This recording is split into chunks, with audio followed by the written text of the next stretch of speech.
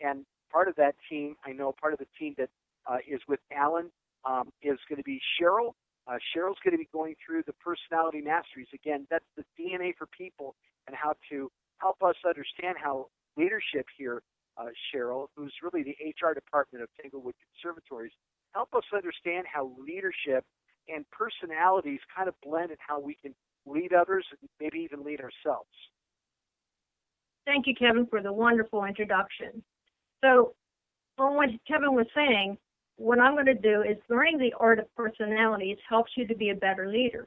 Being a better leader helps your team become more profitable. Here's the equation I want to talk about to you today, is personalities plus leadership equals massive profits. So knowing the personalities is the first part of the equation. How do you get to know someone's personality? You ask a question, tell a story. Here's what I mean. Ask what shape the person you are talking with identifies, either a cube, a pyramid, a wavy line, or a ball. Now tell them the story about what the shape has to do with their personality. Let me share with you the story of each personality. So if they pick a cube, that means they're a driver. They're an analytical. They want detail, detail, detail. They need to cross their T's and dot their I's. They would rather do a task than talk to someone. Slower in responding to questions. And they speak in the past. And slow and steady wins the day. The painful part for them is things being out of order. And the weaknesses is getting stuck in the details and not getting the task done. So if they picked the pyramid is they see the big picture. They're a driver.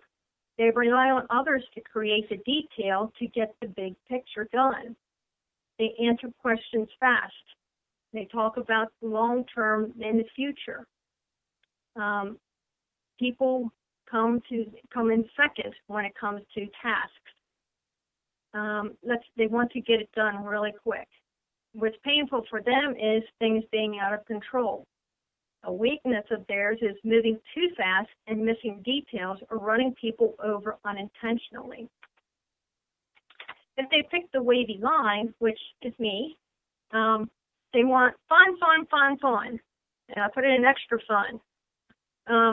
So talking to people is more fun than doing a task. They will quickly say hello to be friendly. When they speak, it's about what is happening in their present time. They like to move at a fast pace to keep it exciting.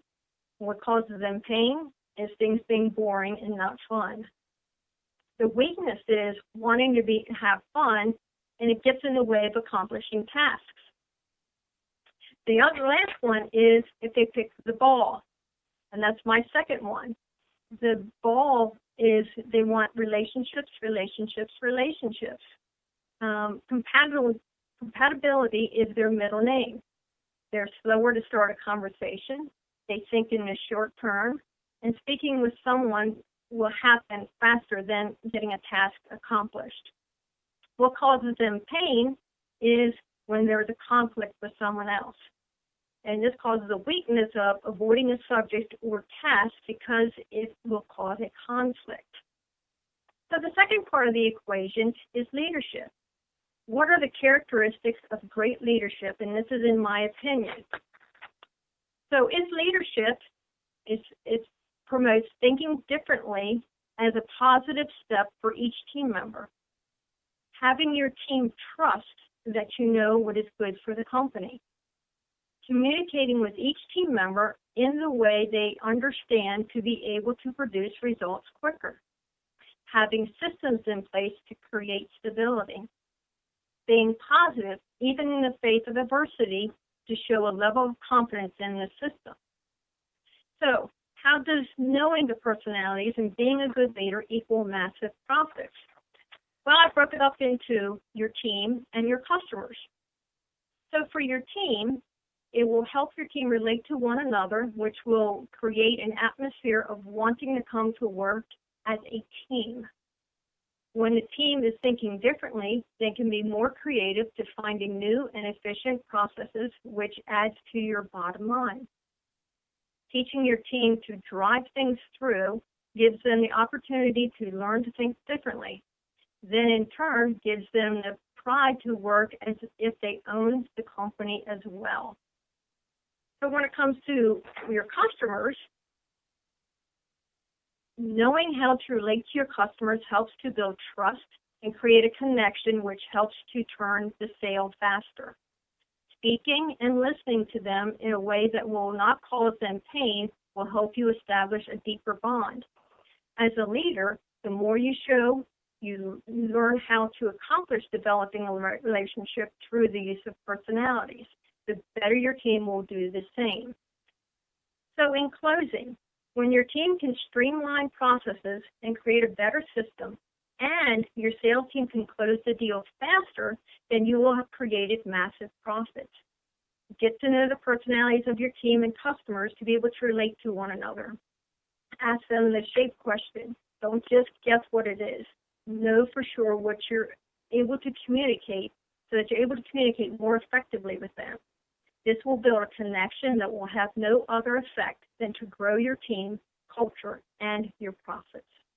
Does anyone have any questions? Cheryl, how did you come across this? How did you learn all this information? What grasped your thought process in doing this? Actually, I went back and looked at previous videos of presentations in years 1, 2, and 3, and I took a combination of all of them to come up with this presentation. And I'm learning it myself to be able to use with my HR and when I'm hiring people to, learn what personalities may work better with other personalities to hire the right person. Wow. Great, thank you. That's spectacular. We have time for maybe one more question. Anyone else have a question for Cheryl? Okay. Anyone online at Twitter? Hey, so I have a question. So how does it work with how does it work with existing team members? I mean, it was great to hear how you use the personalities in terms of hiring, but how do you use them to make a more effective team?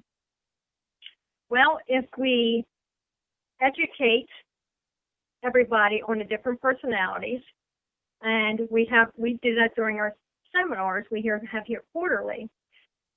What we need to do is, what I've been thinking about is making a great big chart so that everybody knows what everybody's personality is, so that we can learn that, engineers, maybe there might be a little bit more detail-oriented, so we need to speak to them in the right way. We can help other team members talk to each other the way they will hear, then we get more accomplished. Outstanding. Thank you so much, Cheryl. Alan, does that answer your question or not so much? Yeah, that's fantastic. Great job, Cheryl. Thank you.